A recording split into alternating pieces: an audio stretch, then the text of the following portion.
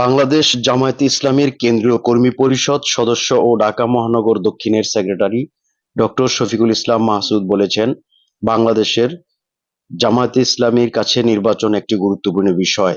অন্তর্বর্তীকালীন সরকার দেশ সংস্কারের কাজ করছে। আমরা আশা করছি এই সংস্কারের কাজ শেষ করে যৌক্তিক সময়ের মধ্যে একটি গ্রহণযোগ্য নির্বাচন উপহার দিবে। দীর্ঘ ১৭ বছর পর বুধবার সন্ধ্যায় কুয়াকাটা পর্যটন ইউথ ইন চত্বরে বাংলাদেশ জামায়াত ইসলামীর কর্মী সম্মেলনে এসব কথা বলেন তিনি। এ সময় তিনি বলেন, খুনি হাসিনা ২০১৯ সালের ২৫ ও ২৬ ফেব্রুয়ারি ৫৭ জন মেধাবী সেনা সদস্যকে হত্যা করে অসৎ এবং একটি মেধাহীন রাষ্ট্র গড়ার স্বপ্ন তৈরি করেছিল। সেদিন বাংলাদেশের স্বাধীন সার্বভৌমত্ব হত্যা করার হয়েছিল, কিন্তু ২০২৪ সালের ৫ই আগস্ট আমরা ছাত্র জনতা বিজয় ছিনিয়ে এনেছি।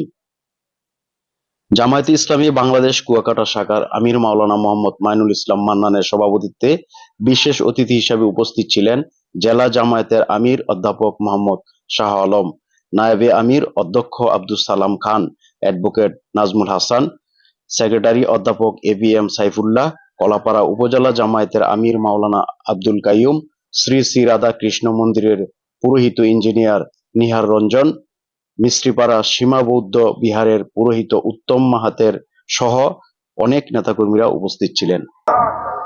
দেশ সংস্কারের কাজ করছে। আমি আপনাদের কাছে জানতে চাই, নির্বাচন আমাদের কাছে গুরুত্বপূর্ণ, কিন্তু একটা অংশগ্রহণমূলক, সুষ্ঠু, যথাযথভাবে যার ভোট যে যেখানে দিবে।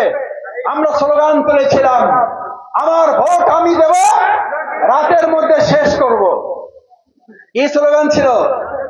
আমার ভোট আমি দেব, রাতের মধ্যে শেষ করব। আর আজকে কুয়াকাটাবাসীর স্লোগান হবে, আমার ভোট আমি দেব, সৎ এবং যোগ্য দেখে দেব। এখন আপনাদের কাছে জানতে চাই, আমাদের কাছে ভোট গুরুত্বপূর্ণ, নির্বাচন গুরুত্বপূর্ণ। আমরা আশা করি সেনাবাহিনী, অন্তর্বর্তীকালীন সরকার এবং রাজনৈতিক দলের সমন্বয়ে সুষ্ঠু পদ্ধতিতে নির্বাচনের লক্ষ্যে রাষ্ট্র মেরামতের পরেই কেবল একটি সুন্দর নির্বাচন করা সম্ভব। আমরা মনে করি যৌক্তিক সময়ের মধ্যে রাষ্ট্র মেরামতের কাজ যথাসম্ভব শেষ করে দ্রুত সময়ের মধ্যে জনগণের ক্ষমতা জনগণের হাতে পৌঁছে দেওয়াই এই সরকারের মূল উদ্দেশ্য। সেজন্য যৌক্তিক যে সময়ের প্রয়োজন হবে, কুয়াকাটাবাসী আমরা আমাদের দেশপ্রেমিক সেনাবাহিনী অন্তর্বর্তীকালীন এই সরকারকে কি সহযোগিতা করতে রাজি আছেন সবাই? মেধার ধ্বংসের কাজ শুরু করেছিল খুনি হাসিনা। ২০০৯ সালের ২৫ এবং ২৬শে ফেব্রুয়ারি মেধাবী সেনাপতিদের, মেধাবী সেনা সদস্যদেরকে ধ্বংস করার মধ্য দিয়ে সেদিন মেধা এবং সততার কবর রচনা করে অসৎ এবং মেধাহীন একটি রাষ্ট্র গড়ার স্বপ্ন তৈরি করেছিল। আমরা সেদিনই বলেছিলাম, সেদিন শুধু ৫৭ জন মেধাবী এবং সৎ অফিসারদেরকে হত্যা করে নাই, বাংলাদেশের স্বাধীনতা সার্বভৌমত্বকে হত্যা করা হয়েছে।